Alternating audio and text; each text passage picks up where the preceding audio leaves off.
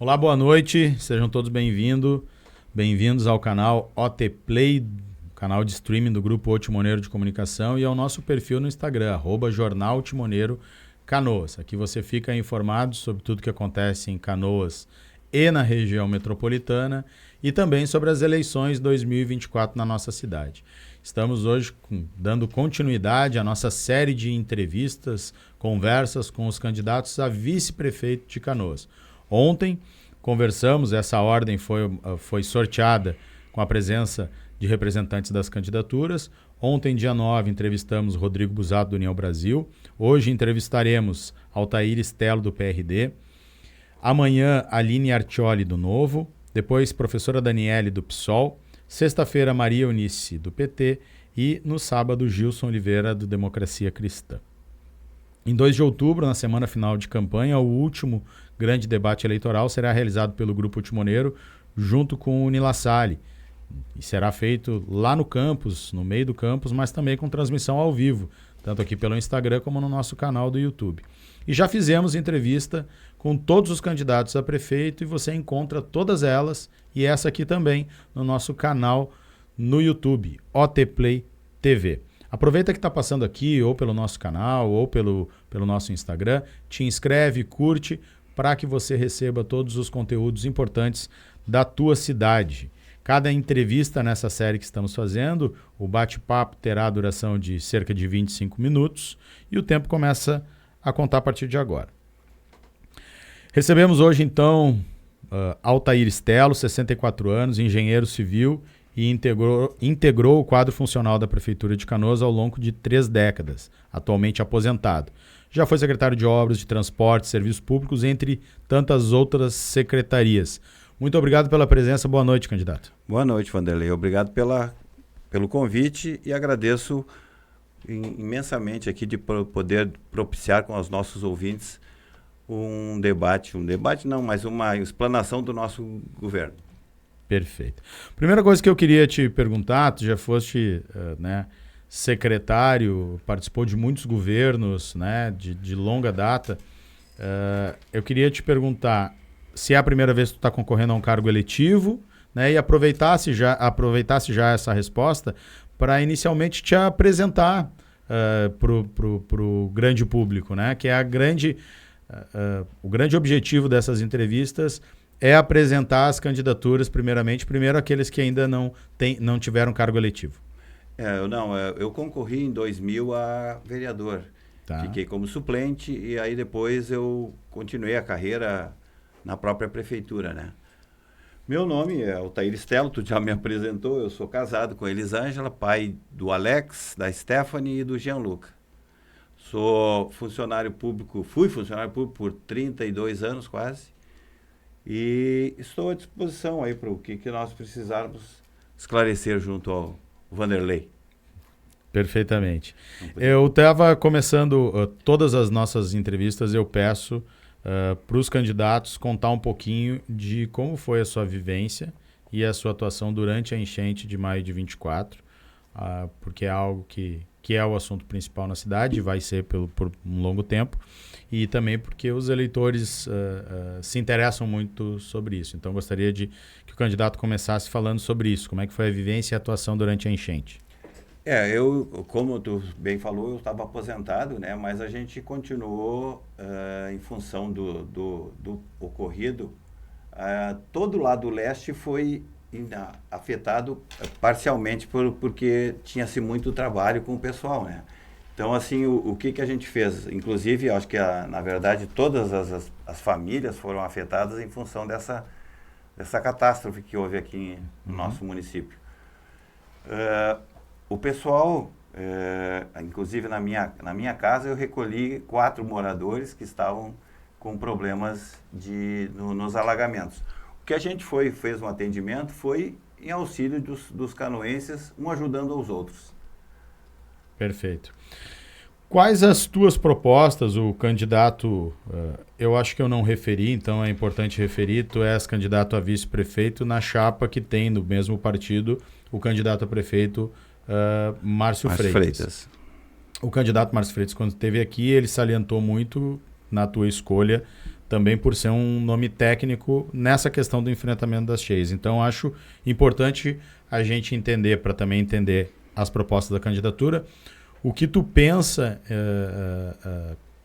primeiro assim, a tua análise do que ocorreu, o que poderia ter sido feito diferente, já que tu também teve alguma participação em outras gestões, né? Primeiro a tua análise, o que ocorreu, o que poderia ter sido feito diferente, e depois falasse das propostas da chapa.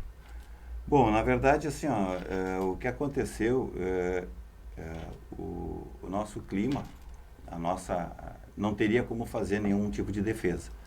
O que não poderia ser feito é, de repente, a gente não ter atuado posteriormente ao que ocorreu. Houve algumas falhas em comunicação, eu acho que até a própria prefeitura falhou em determinados atendimentos, o pessoal estava muito perdido. A gente quase não se viu a própria prefeitura atuando, né? Inclusive, quem estava atuando eram as pessoas uma pelas outras. O próprio prefeito atual não compareceu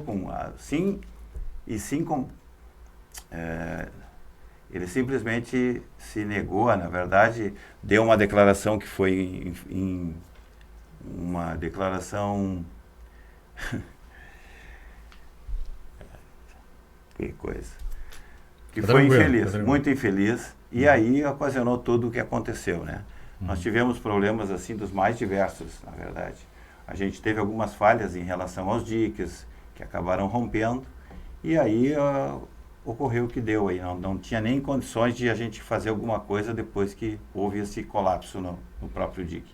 E qual a sua visão, né, se eleito for, quais serão as providências? O senhor falou sobre, foi uma questão do clima difícil ou que não teria que ter sido feito, mas qual a ideia, se eleito for, o que fazer para proteger a cidade? Na verdade, a gente vai ter que fazer um trabalho muito grande em relação com o governo do estado até. Desassoreamento de rios, limpeza de redes, fazer um trabalho assim, além de reconstruir houve estrago, né? Área de diques, manutenções, limpeza de redes, limpeza de valas, são coisas internas e externas que devem ser providenciadas assim logo nos primeiros momentos. O nosso dique, a nossa Canoas, ela é nada mais do que uma bacia. Quando chove, a água que sai tem que ser colocada para o lado de fora. Se isso não ocorre, o que aconteceu foi assim, a água entrou e eu não tinha mais o que fazer, porque as casas de bombas estavam todas sobrecarregadas, acabou faltando energia, o que foi feito não se conseguia, deu um trabalho de atuação direto para resolver esse problema, né? Depois que houve o colapso, não tinha mais o que fazer. Então, assim, na verdade, o que faltou foi um trabalho posterior a isso de recolocação desse pessoal e talvez o recolhimento de gente, né? Nós tivemos as pessoas trabalhando por elas mesmas. Eu tive um amigo que, um barco, a gente conseguiu resgatar mais ou menos umas 500 pessoas lá no bairro no Matias Velho. E assim foi em todos os locais. Então, o trabalho que deve ser feito, reconstrução de diques, reforma de casa de bombas, manutenções de redes pluviais internas, para evitar que isso torne a ocorrer, né? Diques maiores ou não há necessidade na tua análise? Na verdade, a gente tem que fazer um trabalho em conjunto. A gente vai ter que erguer o dique, a gente vai ter que alargá-lo, erguê-lo e, de repente, fazer um trabalho em função dos rios. O desassoreamento que hoje ocorre muito grande nas nossas redes, né? Nos nossos rios. Eles não têm capacidade de absorver toda a água que veio lá com essa chuva. Perfeito. Uma outra questão é o enfrentamento à tragédia. Tu falaste um pouco. Na sua visão e pela proposta da chapa, uma vez ocorrido, o que dá para fazer, o que deveria ser feito nesse enfrentamento? E também nessa área da comunicação que o candidato falou que julgou falho. Quais as propostas e como trabalhar em relação a isso? Eu entendo que assim, a gente vai ter que tomar uma providência para poder alertar a população em qualquer outra situação. A gente ter novas tipo alarmes sonoros, fazer alguma coisa em questões de escolas, fazer com que o pessoal tenha uma maior celeridade nesse assunto, né? terem respostas mais imediatas, né? Uma coisa que me chama muito a atenção, e eu vou aqui aproveitar um pouco a tua experiência, né, que é estar te candidatando, trazendo essa carga e essa experiência toda de administração pública. Mas uma coisa que a gente nota, assim, é o quanto, de certa forma, a máquina pública não estava preparada para o que ocorreu, parece, né, no sentido de falta de informação, falta de aviso, falta de protocolo. Também pareceu, né, de forma geral na cidade, falta de entendimento de, por exemplo, até onde a água iria. Então, gostaria de te perguntar em relação à estrutura técnica, né, dos cargos técnicos da Prefeitura de Canoas. Até aproveitando e também querendo saber qual a tua ideia para o futuro. Canoas tem técnicos suficientes, engenheiros, pessoas qualificadas, ou não tem? Qual a sua ideia em relação a este tipo de cargo e corpo técnico na administração? A gente está bastante defasado. Nós tivemos vários problemas, assim, a falta de profissionais da área, a gente que não tem condições de manter. A gente teve um acréscimo muito grande de cargos de confiança, o funcionalismo do quadro diminuiu bastante. A gente tem visto isso assim em todas as áreas, os setores todos estão defasados com o pessoal externo, muitos não conhecendo o município, alguns que de repente, sei lá, não são nem daqui do município. Então, eu entendo que deve ser muito complicado a gente voltar e conseguir isso resolver em um espaço curto de tempo, né? Vai demorar isso para a gente conseguir resolver essa situação. Tanto com o funcionalismo, com o pessoal da área de engenharia, não só na área de engenharia, a gente teve vários relatos de pessoal na educação, na saúde, e essas coisas vão se refletindo, né?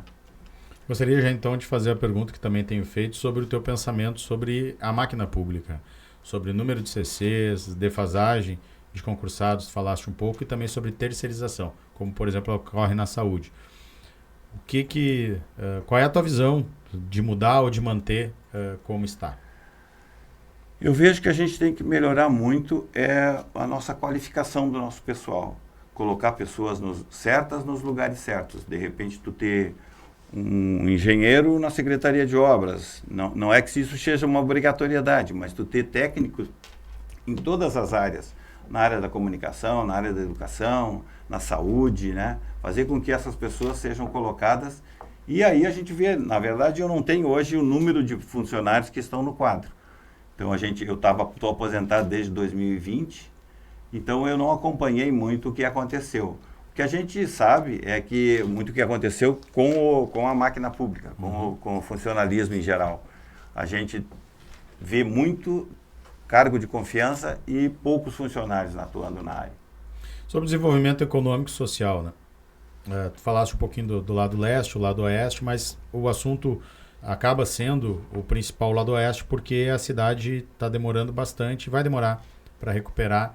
As pessoas estão abandonando suas casas, não querendo voltar, está tendo uma migração, acaba que as pessoas que não estão conseguindo pagar do lado leste para morar, acabam tendo que ir para o lado oeste onde está mais barato, isso acaba empobrecendo toda a região, acaba empobrecendo toda a cidade, evidentemente, mas qual a sua visão para desenvolvimento econômico e social para recuperar a cidade de Canoas? Eu acho que a gente vai ter que fazer um incentivo muito grande para os pequenos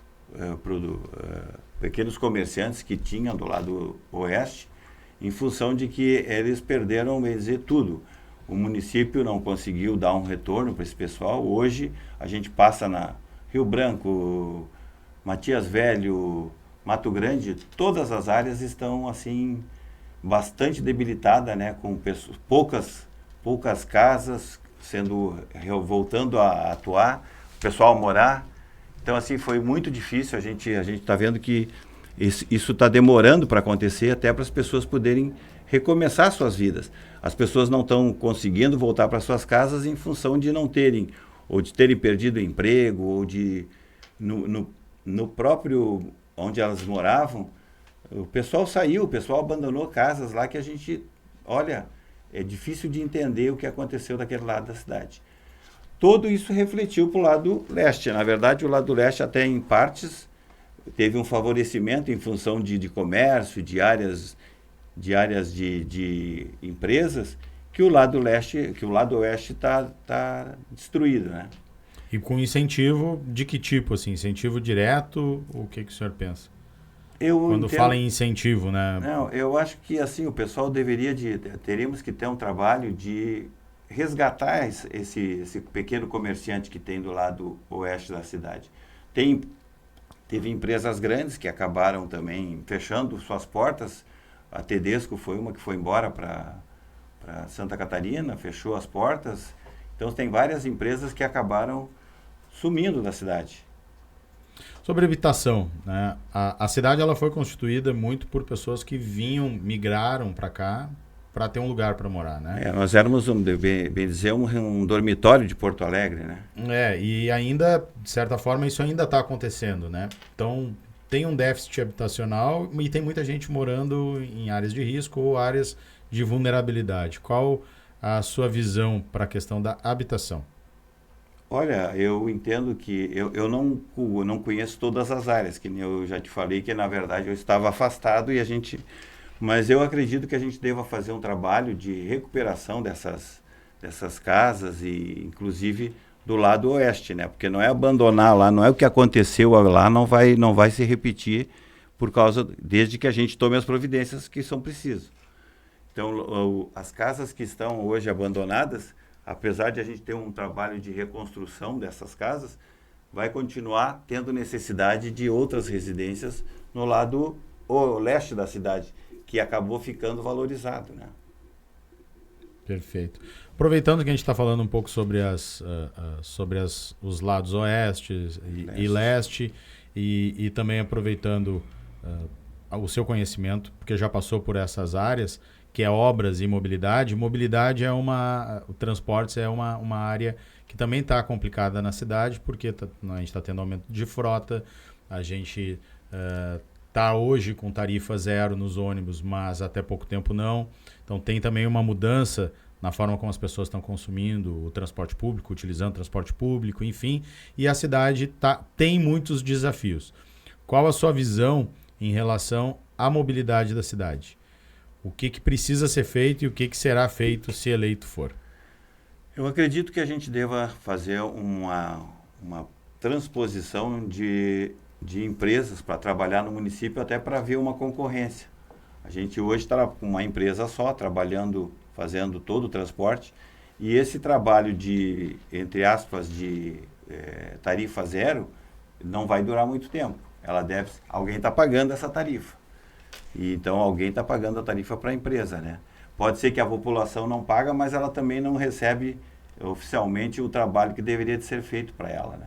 Hoje falta ônibus, falta horário, o pessoal está bem descrente do que a gente pode conseguir aí na cidade. E sobre obra viária em relação, assim, por exemplo, perimetral, avenida, ou até mobilidade de um lado para o outro? Qual a tua visão? Assim, o que daria para fazer diferente? Eu vejo que, por exemplo, na área de recuperação de vias, por exemplo, que nós estamos hoje em função de que tudo que aconteceu, a gente está com ruas muito esburacadas e coisa. Então, assim, eu vejo que a prefeitura tem uma usina de asfalto. Não sei se ela está sendo usada ou não. Então, a gente tinha uma usina que fazia manutenção, a gente conseguiria recuperar toda essa mobilidade que hoje está deficitária na cidade, né?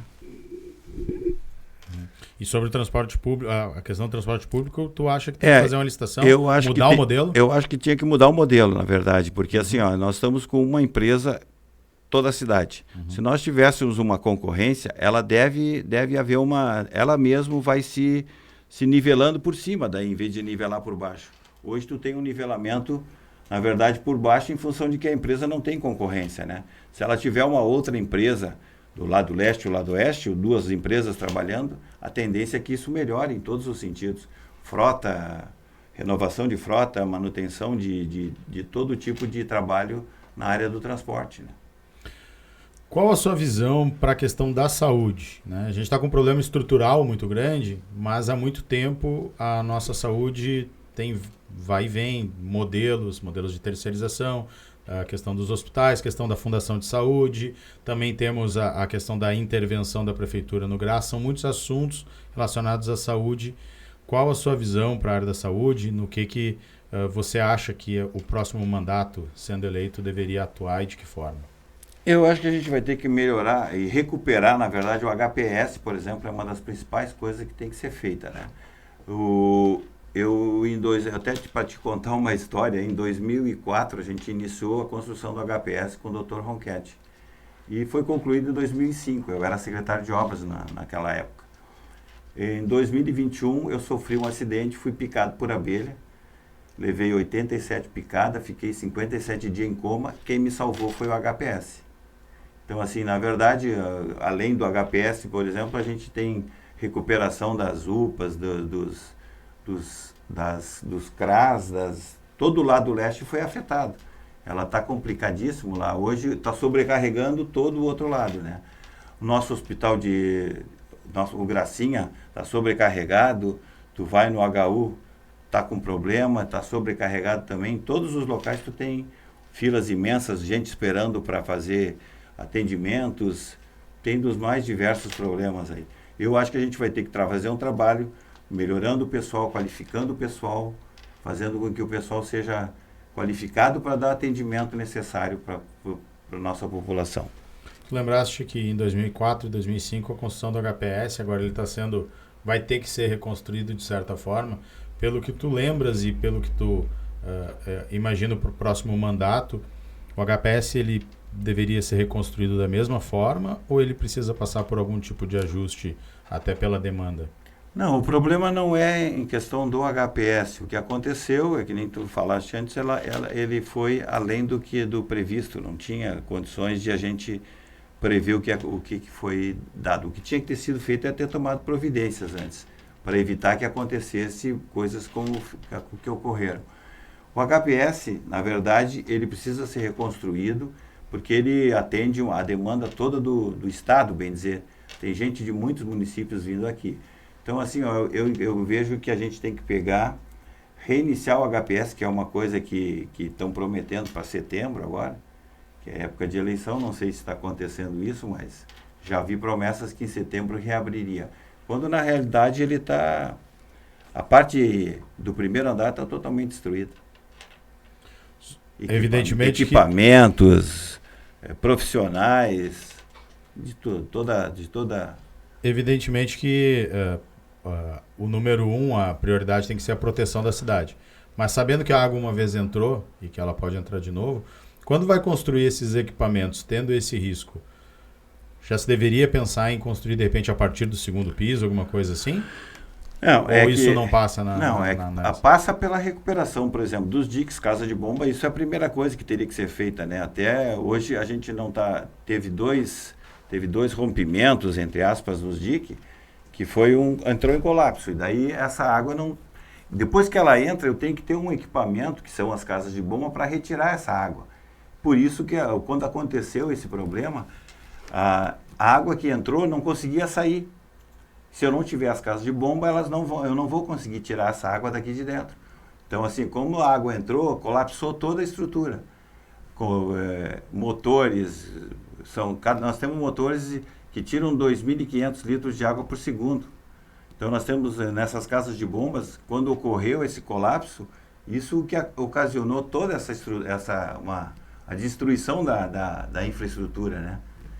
Eu entendo que a gente deva trabalhar em paralelo, fazendo serviço de recuperação do HPS, fazendo a recuperação dos diques, fechamento, manutenção de casa de bomba, recuperação de casa de bomba que nós colocamos hoje. Nós temos geradores nas casas de bomba, as casas de bomba estão funcionando com geradores.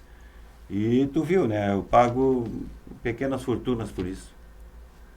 Sobre a educação também, essa parte toda estrutural, até pela experiência que tu tem, a nossa rede de educação, ela também é de prédios muito antigos, né?